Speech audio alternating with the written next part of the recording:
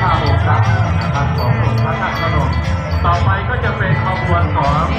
เทศบาลตำบลท่าพนมครับเทศบาลตำบลท่าพนมใต้นะครับเทศบาลตำบลท่าพนมใต้อันนี้ก็เป็นท่า